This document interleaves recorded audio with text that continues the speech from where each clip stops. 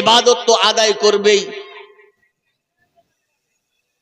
ফরজ ছাড়াও নফল পড়তে পড়তে এতদূর পৌঁছে যাবে। ফরজ তো পড়বেই, আর আমাদের বেশি লোকেরই ফরজটা ছুটে যায়, ঠিক না বে ঠিক? ফরজ ছুটে না। অনেক জায়গাতে দেখতে পাওয়া যায় জোহরের নামাজ বা আসরের নামাজের পর জানাজা হবে, তো মসজিদে এক কাতার লোক জোহরের নামাজ পড়ছে, আর বাইরে ১,৫০০ লোক নামাজে জানাজার জন্য অপেক্ষা করছে, মনে হচ্ছে দিল্লি থেকে পুলিশ আসছে ভোট নিবে। হয় না? এইসব ফালতু লোক যদি জানাজারে থাকে তো নেকি পাবে মুর্দা? তো ফরজ বাদ দিয়ে ও জানাজা পড়ার লেগে রেডি, মনে হচ্ছে স্পেশাল ফোর্স সিআরপিএফ পালছে জানাজা পড়তে হবে না, প্রথমে ফরজটা পড়তে হবে। কিন্তু কে কাকে বুঝাবে আর কে কার কথা বুঝবে? ফরজ তো আদায় করবেই, ফরজ পড়ার পরেও অতিরিক্ত নফল পড়তে পড়তে এতদূর পৌঁছে যাবে যে আমার নৈকট লাভ করে যাবে। আর যখন আমার নৈকট লাভ করে যাবে তো আমি তার জবান হয়ে যাই, যে জবানে সে বলে, আমি তার চোখ হয়ে যাই, যে চোখে সে দেখে, আমি তার হাত হয়ে যাই, যে হাতে সে স্পর্শ করে। সুবহানাল্লাহ, তাআলা বুঝা গেল ও যেটাই কাজ করে নিজের ইচ্ছাতে নয়, যেটা কাজ করে আল্লাহকে রাজি করার জন্য কাজ করে। এই জন্য বিশ্বের ক্ষমতা আলাদা, আল্লাহর ওলিদের ক্ষমতা আলাদা। আমাদের চোখে চশমা লাগে 40-এর পর, আর কোন আপডেট জামানা 40-এর আগেই লেগে গেছে, আর টাইমের অপেক্ষা করে না। চোখে চাহারুমও লাগছে, চোখে 40-ও লাগছে না? লাগে না?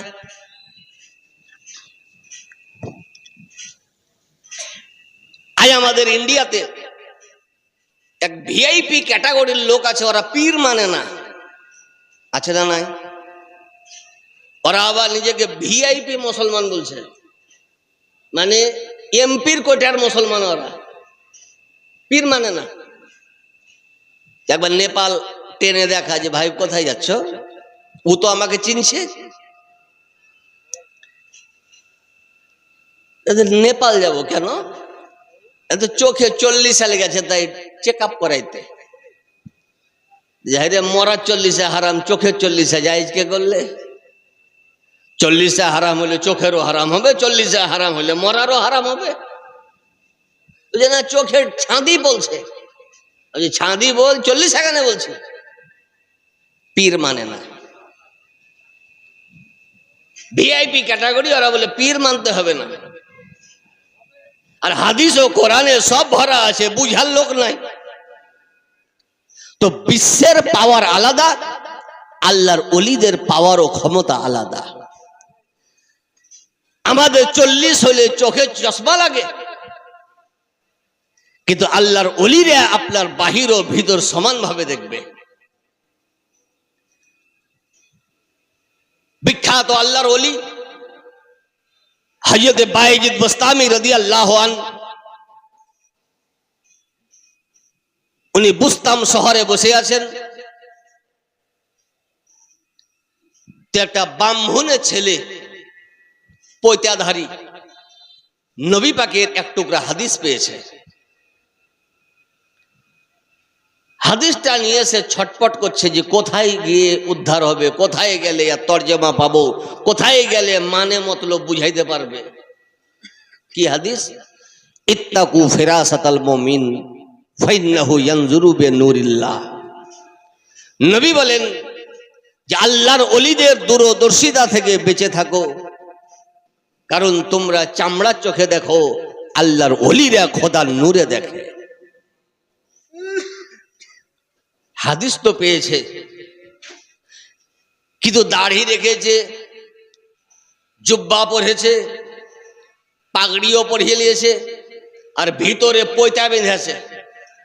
এর উদ্দেশ্য যে আল্লাহর ওলি যদি ভিতরে দেখতে পাই, আল্লাহর নূরে দেখে, তো আমার ভিতরে পয়তে আছে ডবল দিতে পারবে। কেমন নিয়ত চিন্তা করেছেন? বোস্তাম শহরে তদানীন্তন কালে 7 জন আল্লাহর ওলি ছিলেন। প্রথমে এক আল্লাহর ওলির কাছে গিয়ে বলছে, হুজুর একটা হাদিস পেয়েছি, তরজমা বুঝতে পারছি না। কি হাদিস? ওই হাদিসটা বলল, উনি তরজমা করে দিলেন, কিন্তু আর মনোভূত হলো না যে আল্লাহর ওলি যদি খোদার নূরে দেখে তা আমার ভিতরকার জিনিস দেখতে কেন পাই না। দ্বিতীয় আল্লাহর ওলির কাজ, উনিও তরজমা করে ছেড়ে দিলেন। এমনি করতে করতে লাস্টে বাইজিদ বোস্তামি রাদিয়াল্লাহু আনহু, ওই যে হুজুর বেয়াদবি মাফ করবেন, নবী পাকের একটা হাদিস আমি পেয়েছি কিন্তু মানে বুঝতে পারছি না। কি হাদিস বাবা? তো হুজুর বলছেন, ইত্তাকু ফিরাসাতাল মুমিন ফাইন্নাহু ইয়ানজুরু বিনূরিল্লাহ। হুজুর আর মানে কি? যেমনই বলে আর মানে কি? তিনি বলছেন যে পাঞ্জাবিকে খুলে পয়তাকে হটাও। যেমনই বলা পয়তা হটাও, উনি সঙ্গে সঙ্গে পড়ছেন লা ইলাহা ইল্লাল্লাহু মুহাম্মাদুর রাসূলুল্লাহ। বাস হুজুর এটা জানার জন্য আমি একবার দুবার নয়, 1 থেকে নিয়ে 7ম পর্যন্ত অপেক্ষা করলাম, কেউ তরজমা বুঝাতে পারলো না। আপনার কাছে এসে আমি নবী মুস্তাফার হাদিস পূর্ণ বুঝতে পারলাম। এতে বুঝা গেলাম নবী মুস্তাফার হাদিসও সত্য আছে, আল্লাহর ওলিরাও সত্য আছে। তো হুজুর আর একটা জিনিস বেড়ে গেল, সেটা হলো এই, আমি 1 থেকে নিয়ে 6 নম্বর পর্যন্ত পীর সাহেবদের কাছে গেলাম, তো উনারা তো কেউ আমার পয়তা দেখতে পেলে না। আমরা কি বলতাম যে ওরা ছোট মোটো হবে ওই জন্য পেলে না। বলবে না? বলবে না? কারণ দুনিয়াতে ছোট হইতে কেউ চায় না। আজ যদি সরকার বলে যে প্রাইমারি স্কুলে চাকরি হবে, কোয়ালিফিকেশন লাগবে পিএইচডি, সিট কটা ফাঁকা আছে না তো 50টা, 1.5 লাখ দরখাস্ত জমা হবে। ক লাখ? প্রাইমারির পড়াবার জন্য কোয়ালিফিকেশন পিএইচডি, সিট আছে 15টা, দরখাস্ত জমা হবে 1.5 লাখ। কিন্তু যদি সরকার এলান করে দেয় যেখানে কোয়ালিফিকেশন দরকার নেই, টাকাও লাগবে না, বয়সও লাগবে না, আধার কার্ডও লাগবে না, শুধু এসে বলবে যে আমি কিছু জানি না, তো একটাও দরখাস্ত জমা হবে না, ছোট কেউ হবে না। তো হুজুর উনারা তো দেখতে পেলেন না, তো উনারা কি পীর সাহেব নয়? উনি বললেন উনারাও আল্লাহর ওলি। বলেন সুবহানাল্লাহ, জোরে বলেন। এখন তো ট্যাক্স কমে আছে, শুনেননি আপনারা? হ্যাঁ, পেপার টেপার পড়েন না নাকি? ট্যাক্স কমে আছে, ট্যাক্সের ভয়ে মানুষ সুবহানাল্লাহ বলা বন্ধ করে দিলে। ট্যাক্স কমে আছে, ঘাবড়ায়েন না, সুবহানাল্লাহ বললে অসুবিধা নাই। উনি বলছেন যে উনারাও আল্লাহর ওলি। তো হুজুর আপনি যেমন পাঞ্জাবির ভিতরকে ভেদ করে আমার পয়তা দেখতে পেলেন, তো উনারা কেন পেলেন না? যে শোনো, উনারা তোমার পয়তাতে চোখ ফেলেনি, লোহে মাহফুজের দিকে তাকিয়েছিলেন। লোহে মাহফুজ কোথায় আছে? ইতিহাসে আপনারা শুনেছিলেন যে দুনিয়াতে একটা দূরবীন তৈরি হয়েছিল, গ্যালিলিও দূরবীন তৈরি করেছিল। কে তৈরি করেছিল? কি করেছিল তৈরি? ট্রেনের চাকা, দূরবীন। গ্যালিলিও দূরবীন যন্ত্র আবিষ্কার করেছিল, ছেলেপেলেদের মুখস্থ। গ্যালিলিও দূরবীন দিয়েও যদি পৃথিবী থেকে কেউ যদি ভাবে যে সিদরাতুল মুনতাহা দেখবো, দেখতে পেত। এইখান থেকে আমি আমেরিকা দেখবো, দেখতে পাবে। লোহে মাহফুজ প্রথম আকাশে নয়, দ্বিতীয়তে নয়, তৃতীয়তে নয়, চতুর্থতে নয়, 7ম আকাশের উপরে লোহে মাহফুজ সংরক্ষিত সিলেট। সারা পৃথিবীর ভাগ্য ওখানে সংরক্ষিত ভাবে আছে। উনি দুনিয়াতে থেকে দৃষ্টি যেমনই সুবহানাল্লাহ তাকিয়ে দেখলেন, তো লোহে মাহফুজে ওনার দৃষ্টি পড়ে গেল। কার হাতে কে কলমা পড়বে উনিও এখান থেকে দেখতে পেলেন। বুঝে শোনো, তোমার পয়তা দেখার আগে লোহে মাহফুজে ওনারা দেখে নিয়েছেন তুমি কাফেরের ছেলে, আমার হাতে কলমা পড়ে মুসলমান হবা। এই জন্য ওনারা ভিতরকার কথা তোমাকে বলেনি, তরজমা করে ছেড়ে দিয়েছে। যেটা আমাদের চশমাতেও কাজ করবে না, গ্যালিলিও দূরবীনেও কাজ করবে না। এখানে আল্লাহর ওলির চোখ কাজ করছে, যে সমস্ত আসমানকে ভেদ করে লোহে মাহফুজে ওনারা তাকিয়ে আছেন। আমাদের ভারতবর্ষের বিখ্যাত আল্লাহর ওলি হযরতে মাহবুবে আউলিয়া নিজামউদ্দিন আউলিয়া মাহবুবে এলাহি নিজামউদ্দিন আউলিয়া রহমতুল্লাহ আলাই, আপনারা নাম শুনেছেন যিনারা মাজার শরীফ ঘুরতে যান, নিশ্চয় দেখেছেন। নিজামউদ্দিন আউলিয়া পীরের খানকা, পীরের খানকা থেকে ইসলাম প্রচার হয়। মাঝে মধ্যে ফাতেহা, একটা নতুন ছেলে নতুনই মুরিদ হয়েছে, প্রথম দিন এসে পীর সাহেবকে দেখা করতে যান, জুতা হারিয়ে গেছে ভিড়ে। কিছু লোকের দেখবেন কিচ্ছু হারাবে না, শুকুর জুতা বেশি হারায়, হারায় না। দ্বিতীয় দিন এসছে, দ্বিতীয় দিনও হারিয়ে গেছে। যেদিন আসে সেই দিনই হারাই। মুরিদটা ভাবতে লাগলো যে আল্লাহ, প্রতিদিন জুতা কিনবো না, সংসার চালাবো, রোজই যদি জুতা হারাই তো জুতা কত কিনবো। পীর সাহেবের খানকা আসা বন্ধই করে দিল। কিন্তু পীর সাহেবের নজর তো মুরিদের উপরে আছে, বলুন সুবহানাল্লাহ। থাকবে না? নাই থাকে না? মুরিদের উপরে পীরের নজর থাকে না? থাকে না? থাকে না? তাহলে এতদিন খালি জলসা শুনে হইলো আর খালি খিচড়ি খাওয়া হইলো নাকি? সবাই এসছে, ওই নতুন মুরিদটাকে তো দেখতে পাচ্ছি না, ডাকো। ডাকা হলো, ব্যাপার কি? ওই যে হুজুর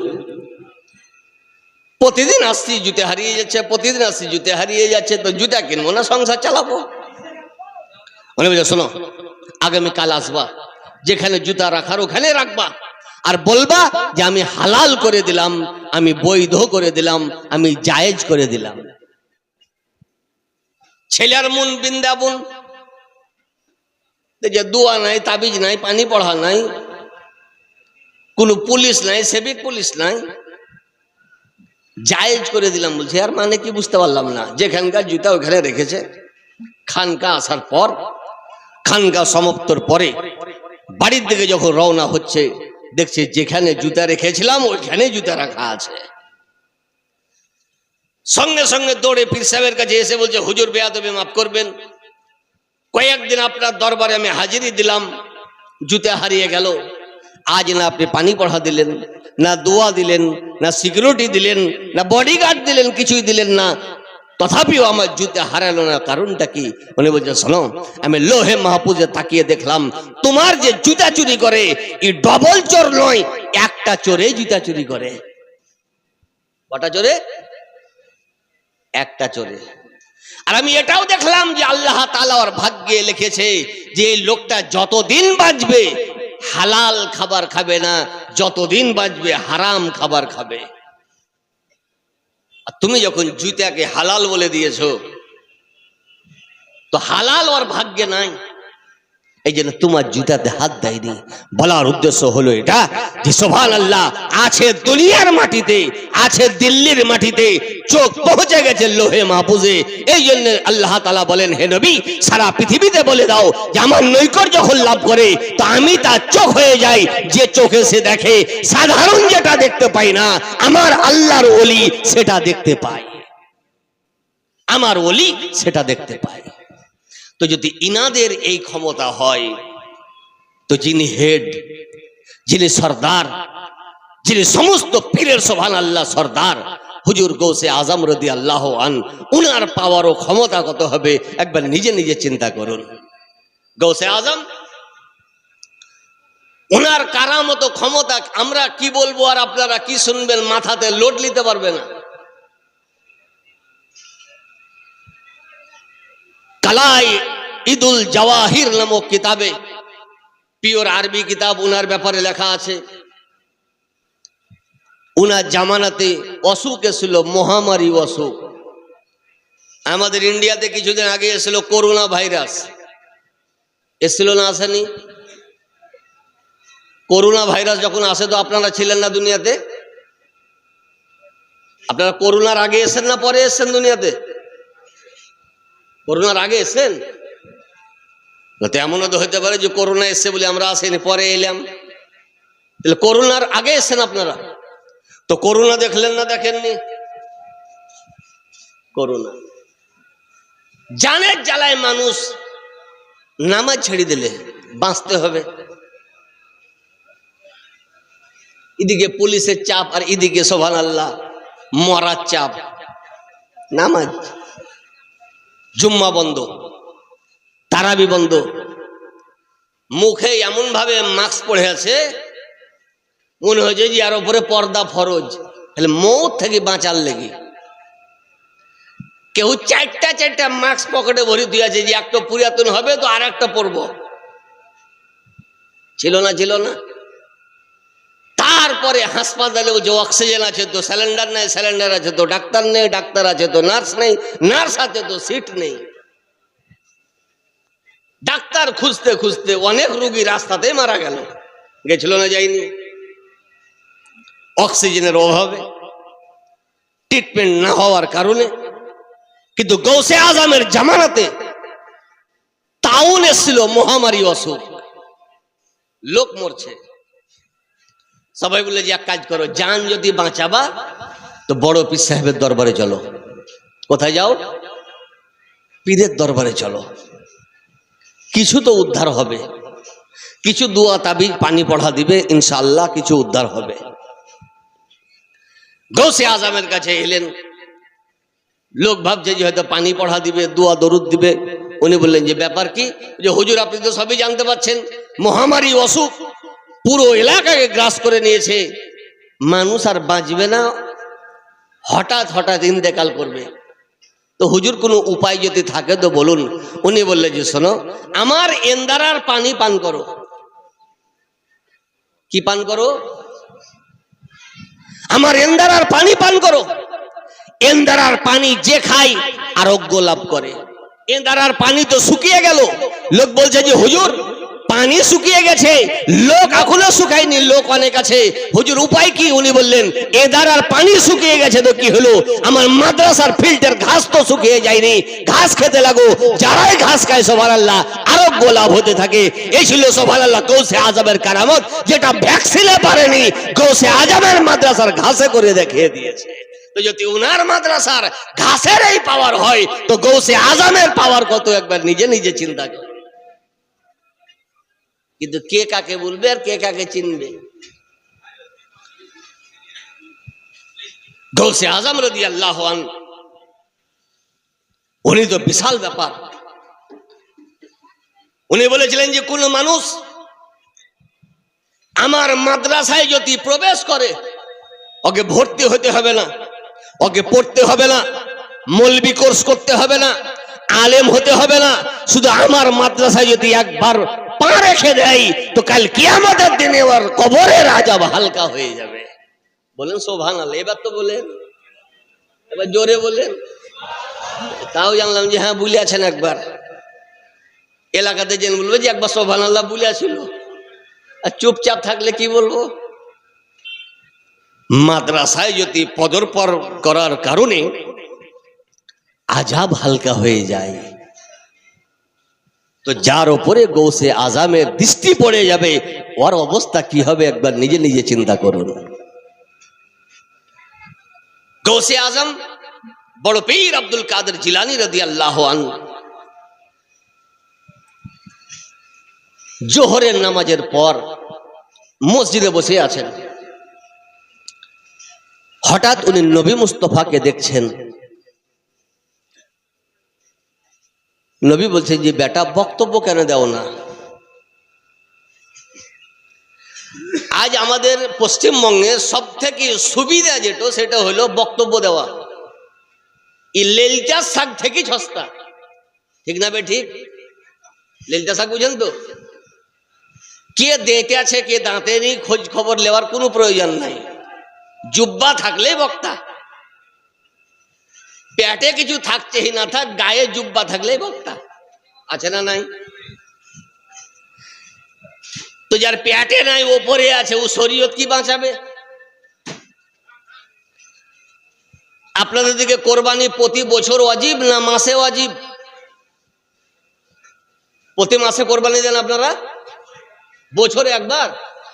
ও তাহলে একে আমাদের দিকে বছরে একবার, তাহলে মিল আছে।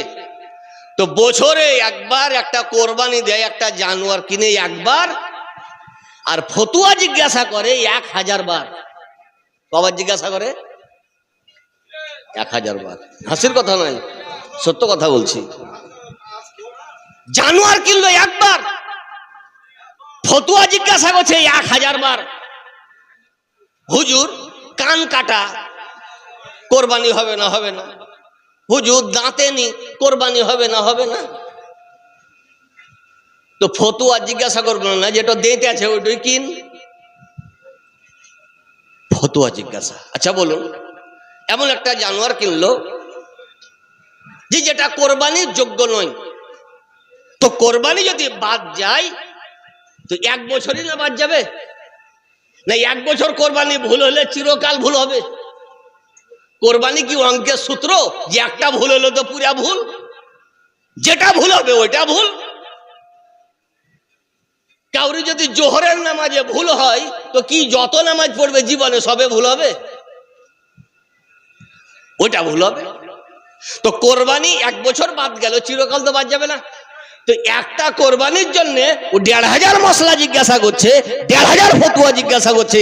আর যেটা দৈনন্দিন প্রয়োজন, হাদিস ও কোরআনের সুবহানাল্লাহ জ্ঞান যার কাছে অর্জন করব, ইয়ার ব্যাপারে একবারও ফতুয়া জিজ্ঞাসা করলাম না যে দেতেছে কি দাঁতে নি।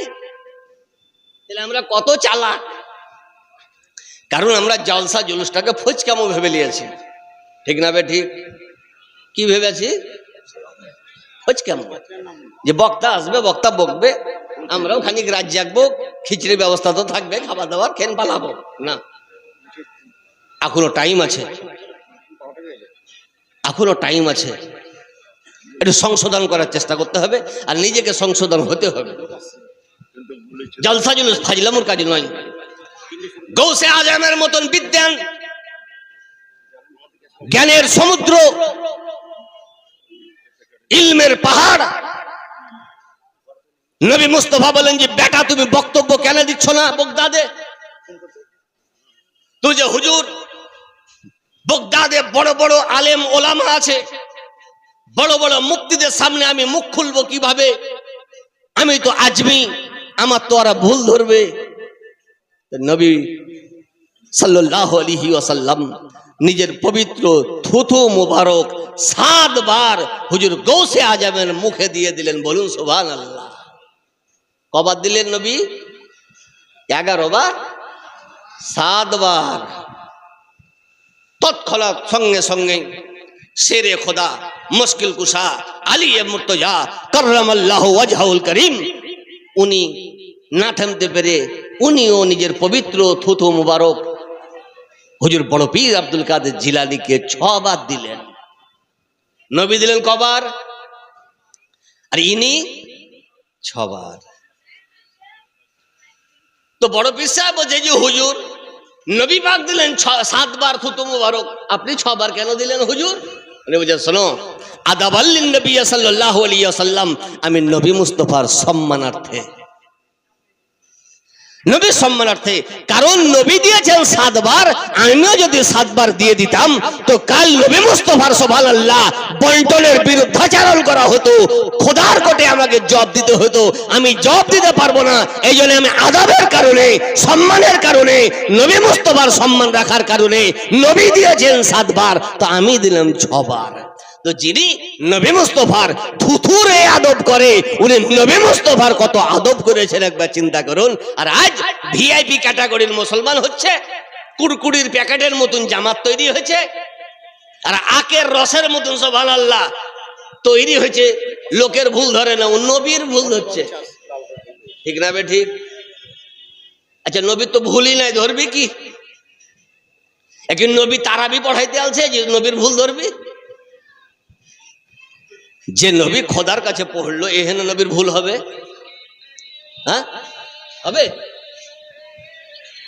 নবীর ভুল ধরছে তো ই এক মুসলমান, ই এক ক্যাটাগরির মুসলমান। বলার উদ্দেশ্য হলো এটা। তো উনি বক্তব্য দিচ্ছেন, চার্জ হয়ে গেলেন, পাওয়ারফুল হয়ে গেলেন নবী মুস্তাফার থুথু মুবারকের পাওয়ারে। আমরা এখানে লোক আছি 1 লাখ লোক হব, কত হব? 100। গৌসে আজমের সব থেকে ছোট মজলিসে ৭৭,০০০ লোক হইত। আই সুবহানাল্লাহ বলবেন না তো কবে বলবেন? পূজা পর, পূজা শেষ। সব থেকে ছোট মজলিস কত লোক? ৭০,০০০। শুধু মানুষ নয়, জিন আলাদা। শুধু মানুষ, জিন আলাদা। রেজালুল গাইব আলাদা, অলৌকিক মানুষ মখলুক আলাদা, ফারিস্তা আলাদা। ৭০,০০০ মজমা গৌসে আজম রাদিয়াল্লাহু আনহু বক্তব্য দিচ্ছে না, সুবহানাল্লাহ। তদানীন্তন কালের ১০০টা আলেম, ১০০টা মুফতি বাড়িতে বসে, অ্যাসেম্বলিতে বসে প্রশ্ন তৈরি করলো যে কোথাকার লোক আমাদের দেশে এসে বড় পীর সাহেব সেজেছে, তো এক কাজ করো, একে অপদস্থ করতে হবে। বড় পীর সাহেবকে অপদস্থ করবে, কেউ পেরিয়ে উঠবে? এক কাজ করো, ১০০টা মানুষ এক জায়গাতে বসবা না, ১০০ জায়গাতে বসবা, যাতে বুঝতে না পারে যে এরা এক দলের লোক। তুমি এই প্রশ্ন করবা, তোমার প্রশ্ন সমাপ্ত হবে না, আরেকজনা শুরু করে দিবা। ওরটা শেষ হবে না, আরেকজনা শুরু করে দিবা। এমনি করতে করতে কটা লোকের উত্তর দিবে? কিরকম ভেজাল প্ল্যান চিন্তা করেছেন? গৌসে আজম বক্তব্য দিচ্ছেন, যেমনই সুবহানাল্লাহ দৃষ্টি উঠিয়ে দেখলেন যে আমার মাঝে মাঝে কে কে আছে, ওনার চোখ থেকে এমন একটা লাইট বেরিয়ে এলো। আজকে লেজার লাইট উঠে আছে। কি লাইট বলছে?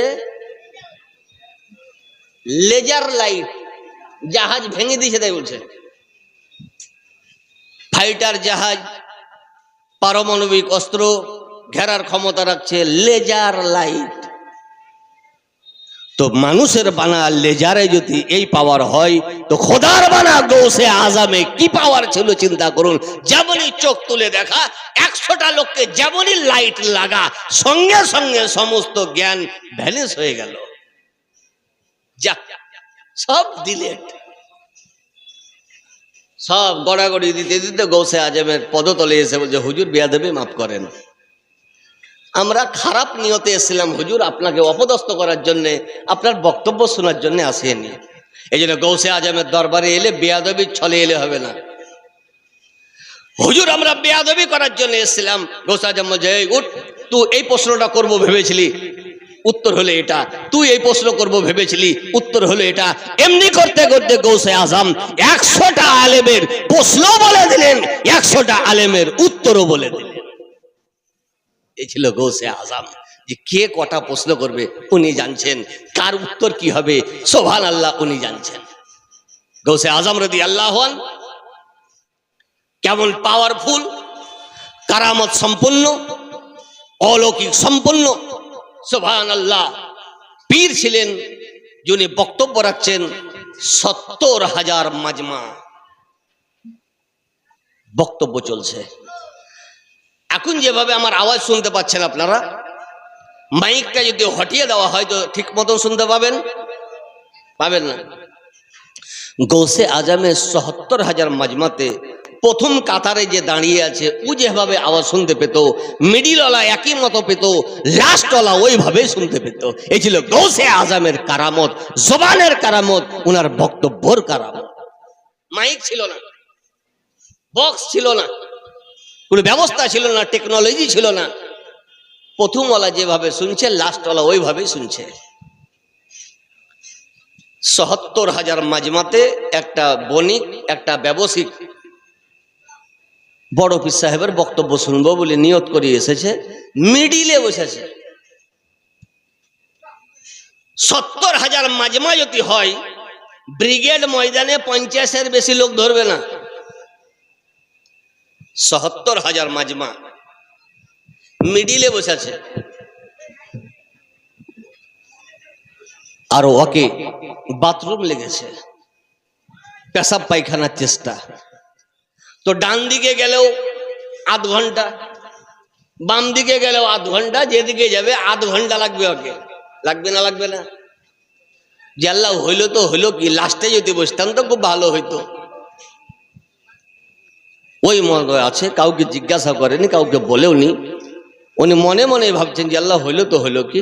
উনি দেখছেন যে সঙ্গে সঙ্গে গৌসে আজম রাদিয়াল্লাহু আনহুর একটা চাদর আমার মাথায় চলে এলো।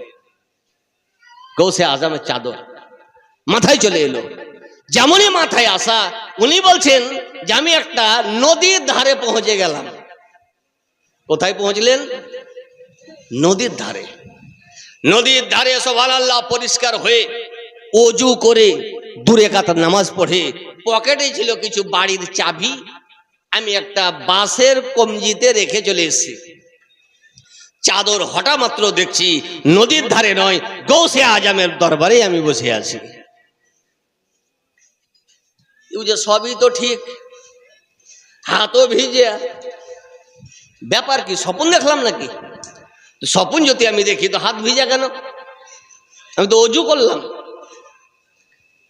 ভয়ে গৌসে আজমকে উনি কিছু বললেন না। যে শোনো, দেখি স্বপ্ন দেখলাম না সত্যি দেখলাম, কিছুদিন পর তো বুঝতে পারবো। 10-15 দিন পর ওই রাস্তা ধরে উনি চলে যাচ্ছেন। ওই লোকটা কিছুক্ষণ যাওয়ার পর সামনে দেখছে একটা নদী। যেমনই নদী দেখা, রাস্তা বুঝে নিল যে আমি তো অমুক দিন এইদিকে এসেছিলাম মনে হচ্ছে, তো আরেকটু আগিয়ে দেখি, আরেকটু আগিয়ে গিয়ে বলছে এইখানেই তো বসেছিলাম মনে হচ্ছে, তো আরেকটা জিনিস আমি দেখি যে আমি তো চাবি রেখেছিলাম, চাবি আছে না নাই দেখি। যেমনই আকাশ দিকে লক্ষ্য করছে তো দেখছে যে সুবহানাল্লাহ একটা কঞ্চিতে ও চাবি লটকেছে। সঙ্গে সঙ্গে নিয়ে গৌসে আজমের দরবারে এসে বলছে, হুজুর অমুক দিন আপনার মজলিসে ছিলাম, এই অবস্থা আমার ছিল, আমি ভাবছি স্বপ্ন দেখলাম। হুজুর স্বপ্ন নয়, বাহ্যিকই ছিলাম। গৌসে আজম বলে স্বপ্ন গেলে খেপা দেখবি, আমার চাদরে তোকে নদীর ধারে পৌঁছে দিয়েছে। বলার উদ্দেশ্য হলো এটা, বড় পীর সাহেবের চাদরে যদি এই পাওয়ার হয় তো বড় পীর সাহেবের পাওয়ার কত ছিল একবার নিজে নিজে চিন্তা করুন। আপনারা বলবেন চাদরে আবার পাওয়ার হয় নাকি? খেপা নাকি পেয়েছো আমাদেরকে? দেখি ডুকি খেপা পেয়েছো? আমার কথা ভুল, কিন্তু কেউ যদি কোরআনকে বলে ভুল তো মুমিন না অন্য কিছু? কেউ যদি কোরআনকে বলে কোরআন ভুল, মুসলমান থাকবে? থাকবে না। কোরআন শরীফে একটা সূরা আছে, যে সূরাটির নাম সূরা ইউসুফ। কি নাম বললাম? সূরা ইউসুফ। ঘটনা বিশাল, আমি ওদিকে যাচ্ছি না, শুধু চাদরের কথাটা বলছি। ইউসুফ আলাইহিস সালাতু ওয়াত তাসলিমকে ওনার ভাইরা একটা অন্ধকার কূপে নিক্ষেপ করেছিল। অন্ধকার কূপে নিক্ষেপ করার কারণে ওনার আব্বা কান্না করতে করতে, দীর্ঘদিন কান্না করতে করতে ওনার চোখের দৃষ্টি হারিয়ে গেছিল। অনেক দিন পর ইউসুফ নবী আলাইহিস সালাতু ওয়াত তাসলিমের ভাইয়ের সঙ্গে যখন সাক্ষাৎ হয়, বলে যে ভাই আমার আব্বা বেঁচে আছে, আর আমরা তো ভাই, আব্বা বেঁচে আছে, কিন্তু আপনার শোকে আমার আব্বার চোখের দৃষ্টি হারিয়ে গেছে। তো উনি কি বললেন? উনি যেটা বলেছিলেন আজও কোরআনে লেখা আছে, কিয়ামত পর্যন্ত লেখা থাকবে। উনি বললেন ইযহাবু বিকামিসি হাযা ওয়া আলকুহু আলা ওয়াজহি আবি ইয়াতি বাসীরা। হে আমার ভাই, আমার এই জামাটা নিয়ে গিয়ে আমার আব্বার চোখে লাগিয়ে দাও, চলে যাওয়া দৃষ্টি আবার ফেরত পাবে। উনি নেপাল যেতে বলেননি, বহরমপুর শ্বশুর যেতে বলেননি, ব্যারাকপুর দিশা যেতে বলেননি। উনি বললেন যে আমার জামাটা নিয়ে আমার আব্বার চোখে লাগিয়ে দাও, অপারেশন করতে হবে না, চশমাও লাগাতে হবে না, চলে যাওয়া দৃষ্টি আবার চলে আসবে। বলার উদ্দেশ্য হলো এটা যে আল্লাহর ওলিদের সঙ্গে, আল্লাহর নবীদের সঙ্গে যে কাপড়ের সম্পর্ক হয়ে যাবে, এই কাপড়ও পাওয়ারফুল হয়ে যাবে। যার সঙ্গে সম্পর্ক হবে ইলাদের, ওনারাই পাওয়ারফুল হয়ে যাবে। গৌসে আজম রাদিয়াল্লাহু আনহু দরবারে বসে আছেন।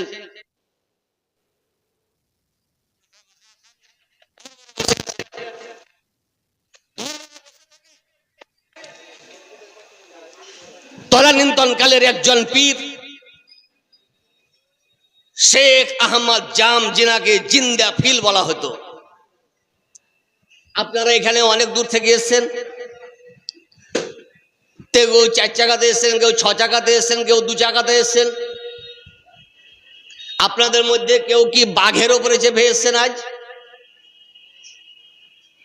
বাঘের ওপরে তো হযরতে জিন্দাফিল উনি কোথাও যেতেন তো বাঘের ওপরে আরোহণ হয়ে যেতেন, বাঘের ওপরে চেপে। জিনার বাড়ি উনি মেহমান যেতেন, শর্ত হলো উনাকে আপনি লাল চা দেন চেহে না দেন, বাঘকে একটা গরু খেতে দিতে হবে, তবে উনি নামবেন বাঘ থেকে। আচ্ছা, এখানে মেহমান কেউ কবুল করবে? হ্যাঁ, এত ভিআইপি মেহমান, যার বাড়ি যাবে একটা গরু, গোটা গরু লাগবে বাঘকে। ভাগ্য ভালো যে হুজুর বড় পীর আব্দুল কাদের জিলানীর বাড়ি চলে গেছে। এই ছেলে বাড়িতে কি লোক আছে? বলছে যে আছে হুজুর, ধ্যানে আছেন। তো পীর সাহেবকে বলো যে মেহমান এসছে। ছেলে গিয়া বলছে যে হুজুর মেহমান এসছে। বড় পীর সাহেব বলেন যে ডাকো। ছেলে বলছে যে ডাকলে আপনাকে হুজুর ডাকলে। বলছে তুমি জানো না যে আমার নামার আগে আমার বাঘকে একটা গরু লাগবে? বলছে ই দলিল তো আমাদের পড়া নাই। তো হুজুরকে জিজ্ঞাসা করছে, হুজুর যদি বলে তো খেতে দিব। হুজুরের দরবারে আমরা চাকর গোলাম। হুজুর কোন মেহমান চলে এসছে আপনাদের দরবারে যে ওকে বাঘকে খেতে দিতে হবে তবেই নামবে? গৌসে আজম দেখছেন যে বাঘ তো দূরের কথা, বাঘের বাপও আমার গরু খেতে পারবে না।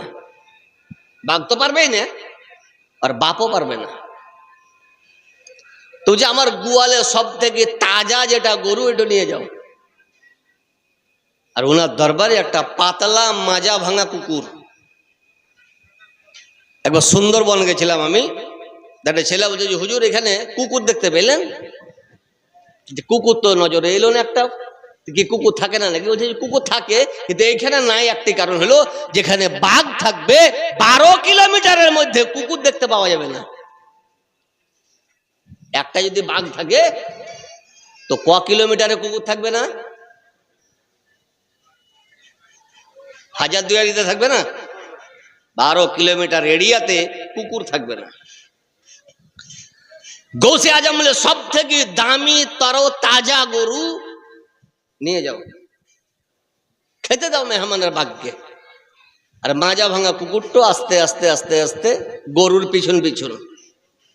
যেমনই ছেড়ে দেওয়া গরুকে বাঘ যেমনই ধরতে যাবে, তার আগে গৌসে আজমের কুকুর এমন ভাবে ওর টুটিকে ধরলে যে হাসপাতালেও ভর্তি নয়, একবারে সুবহানাল্লাহ প্লেস ডেট, ওখানেই একবারে ডেথ হয়ে গেল, বাঘ মরে গেল। গরু কি খাবে? কুকুরে বাঘ খেয়ে নিল। সঙ্গে সঙ্গে নেমে বড় পীর সাহেবের দরবারে গিয়ে বলছে হুজুর রং নাম্বার লেগে গেছে, চিনতে পারিনি। যে দরবারের কুকুরের যদি এই পাওয়ার হয়, সে দরবারের মালিকের কি পাওয়ার হবে? এই জন্য আলা হযরত বলেছিলেন, क्या दबे जिसमें हो हिमायत का पंजा तेरा, क्या दबे जिसमें हो हिमायत का पंजा तेरा, शेर को खतरे में लाता नहीं कुत्ता तेरा। कि हे गौसे आजम, আপনার পৃষ্ঠপোষকতা, আপনার মদদ, আপনার দয়া, আপনার নিগ্রাহে করম কাউরির উপর যদি পড়ে যায় তো সারা পৃথিবীর যদি শক্তি একদিকে হয়ে যায় তো তাকে নষ্ট করতে পারবে না। এই ছিল গৌসে আজম রাদিয়াল্লাহু আনহু। আমরা চিনতে পারলাম না। গৌসে আজম পীরানে পীর রওশন জমির অনেক অনেক ঘটনা শুনেছেন। সুবহানাল্লাহ, দামি দামি ঘটনা, মূল্যবান ঘটনা, অলৌকিক ঘটনা। সুবহানাল্লাহ, গৌসে আজম রাদিয়াল্লাহু আনহু মাদ্রাসায় পড়াচ্ছেন, তালবিল ইলম পড়ছেন, উনি পড়াচ্ছেন শিক্ষক। হঠাৎ টেবিলের ভিতরে উনি হাত ভরলেন, টেবিলের ভিতরে হাত টানছেন তো পানি টপ টপ করে পড়ছে। বলুন সুবহানাল্লাহ, পানি পড়ছে। তালবিল ইলমরা চালাক হয়, মাথা টুকি মেরে দেখছে যে জগ টক বলো নাকি, যে জগ নাই, লোটা নাই, বদনা নাই, ব্যবস্থা কিছু নাই। পানি কোথায়? কিন্তু কোন ছেলের হিম্মত হইল না জিজ্ঞাসা করা যে হুজুর পানি কেমন করে এলো। ডেট, তারিখ, দিন, সময় সব মুখস্থ করে রেখেছে। কিছুদিন পর কিছু ব্যবসায়িক কিছু তোহফা তাহাই পেনে কিছু নাজরানা এনে গৌসে আজমের উদ্দেশ্যে রওনা দিয়েছে যে হুজুর গৌসে আজমকে নাজরানা দিব। গৌসে আজমের মাদ্রাসা চলে এসে বলছে হুজুর অমুক দিন আমরা নদীর উপরে সফর করছিলাম, নদী পাড়ি দিচ্ছিলাম, হঠাৎ আমাদের নৌকা ডুবে যায়। তা আমাদের মধ্যে একজন শিক্ষিত লোক উনি বললেন যে এই বিপদ অবস্থাতে গৌসে আজম বলো ইয়া গৌস আল মাদাদ বলো, হয়তো উদ্ধার হয়ে যাবে। আমাদের মধ্যে একজন বলল ইয়া গৌস আল মাদাদ। যেমনই বলা দেখলাম কোথা থেকে একটা হাত এসে আমাদের নৌকাকে উদ্ধার করে দিল। হুজুর ওই যে হাত দেখেছিলাম ওই হাতটা আপনার হাতের মতন, মনে হচ্ছে আপনি ছিলেন আমাদের নৌকাকে উদ্ধার করে দিয়েছিলেন। হুজুর কিছু তোফা দিতে এসছে, কিছু পুরস্কার, কিছু নাজরানা। তালবিলটা বুঝেছি কবে? না তো অমুক দিন। কোন টাইমে? না তো এই টাইমে। যে কসম খোদার ওই টাইমে ওই দিনে গৌসে আজম টেবিলের তলে হাত ভরেছিলেন, পানি টপ টপ করে পড়ছিল। এর মানে বদলাতে হাত যায়নি, লোটাতে হাত পড়েনি, উনি হাত ভরেছেন টেবিলে, তো চলে গেছে সমুদ্রে। যদি উনার হাতের এই পাওয়ার হয় তো পুরো গৌসে আজমে পাওয়ার কত আছে একবার নিজে নিজে চিন্তা করুন। গৌসে আজম রাদিয়াল্লাহু আনহু দুনিয়াতে এলেন। দুনিয়াতে আসার পর প্রকাশ্য জনসম্মুখীনে উনি বললেন যে শোনো, কদামি হাজিহি আলা রকবতে কুল্লে ওলিল্লাহ, আমার পদ মুবারক সারা পৃথিবীর ওলির ঘাড়ের উপরে। যত ওলি ছিলেন প্রত্যেকে মাথা নত করে বললেন যে হুজুর ঠিকই বলেছেন আপনি। হিন্দুস্তানের রাজা, ভারতের খাজা, আজমিরের খাজা, খাজা হিন্দাল ওলি, ভারতের সম্রাট খাজা হিন্দাল ওলি মুঈনুদ্দিন হাসান সঞ্জারি সুম্মা আজমেরি রাদিয়াল্লাহু আনহু, উনি খোরাসানে ছিলেন। উনি মাথাকে নত করে বললেন যে হুজুর আপনার পবিত্র পদ মুবারক আমাদের ঘাড়ে কেন থাকবে? আপনার পবিত্র পদ মুবারক আমাদের মাথার উপরে এবং আমাদের চোখের উপরে। গৌসে আজম রাদিয়াল্লাহু আনহু এই যে কথাটা বললেন, কথাটা ছোটখাটো কথা নয়। যে আমার পদ মুবারক সারা পৃথিবীর ওলির ঘাড়ের উপরে, কথাটা ছোট নয়, বিশাল কথা। কিন্তু সবাই মেনে নিলেন একটি কারণে যে গৌসে আজম যেটা বলছেন এটা নিজের ইচ্ছাতে বলছেন না, এটা আল্লাহর তরফ থেকে বলছেন। এই জন্য কোরআন ঘোষণা করে আলা ইন্না আউলিয়া আল্লাহি লা খাউফুন আলাইহিম ওয়ালা হুম ইয়াহজানুন, যে যিনারা আমার ওলি হন উনাদের না কোনো ভয় থাকে, ওয়ালা হুম ইয়াহজানুন, না উনারা চিন্তিত হবেন।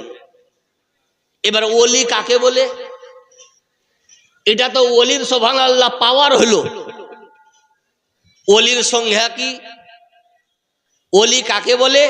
তো কোরআনে পরে বলেছে ওলি কাকে বলে, আল্লাযিনা আমানু, যিনারা ঈমান এনেছেন, ওয়া কানু ইয়াত্তাকুন, এবং যিনারা পরেজগার হয়েছেন। দুটো জিনিস, একটা জিনিস হলো ঈমান আনা, আর একটা জিনিস পরহেজ। একজন বলছে হুজুর আমার কাছে দুটাই আছে। কেন? যে ঈমানও এনেছি আর পরহেজও করছি। গ্যাসের লেগে গোশ খেয়ে না মাছ খেয়েছি হুজুর, এই পরহেজ। দুটো জিনিস, একটা হলো ঈমান, একটা হলো পরহেজগারি। শুনি তো মনে হচ্ছে যে খুব ছোট, সবাই বলি খুব সুবিধা। ঈমান খুব সুবিধার জিনিস, পরহেজগারি খুব সুবিধার জিনিস। কিন্তু শুনুন, কোরআন তুলে দেখুন, কোরআন বলে ইয়া আইয়ুহাল্লাযীনা আমানু, আমিনু, হে বিশ্বের মুসলমান, এই ইমানদার ব্যক্তি, ইমানদার ব্যক্তি কাকে বলে? যারা ঈমান এনেছে তাদেরকেই না বলে? না যারা ঈমান আনেনি তাদেরকে বলে ইমানদার ব্যক্তি? কাকে বলে? যে ঈমান এনেছে তাকে ইমানদার বলে। তো কোরআন কি বলছে? কোরআন বুঝা অত সুবিধা নয়। এই তো ইন্টারনেট দেখি কোরআন বুঝছে, বাংলাদেশের মৌলবীকে দেখি কোরআন বুঝছে, গজলের বই দেখি কোরআন বুঝছে। কোরআন বলে ইয়া আইয়ুহাল্লাযীনা আমানু, হে ঈমানদার ব্যক্তি, আমিনু